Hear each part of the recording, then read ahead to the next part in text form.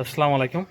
আজকে জিরা চাউল, অরিজিনাল জিরা চাউল, আপনার তাওয়ার চাউল, যেটা আমরা সাধারণত বাড়িতে যেভাবে গ্রামে গঞ্জে আপনার যেভাবে উষাই বাড়িতে সবাই, ওই সেম চাউল আপনার আজকে কিছু বস্তা এসেছে আমার দোকানে। তো চালগুলো একটু দেখেন আপনারা, আপনাদেরকে চালের কোয়ালিটিটা দেখায়। অরিজিনাল ফ্রেশ চাল একদম। এই যে চাউল,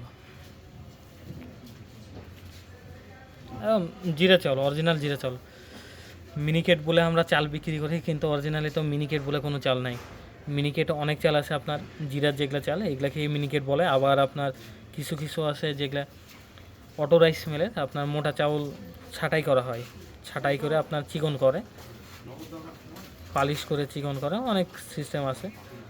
তো একদম কোনো পাথর টাথর নাই, তবে মরা চাল দেখতেই পাচ্ছেন, যেমন এইরকম মরা চাল হয়তো থাকবে, তবে চাল একদম ফ্রেশ, ভালো, চিকন,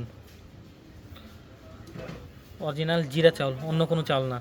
29-76 এগুলা না, একদম ফ্রেশ জিরা চাউল।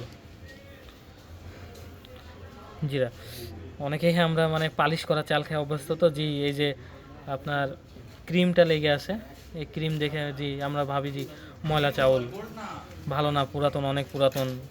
তো এইরকম না, এটা অরিজিনাল চাউল, পালিশ ছাড়াই। চালের যে উপকারিতা সবগুলোই এর মধ্যে গুণাগুণ আছে, দেখেন ডলা দিলে কীভাবে ইয়ে হয়। তো আচ্ছা, আজকে এই পর্যন্তই। আসসালামু আলাইকুম।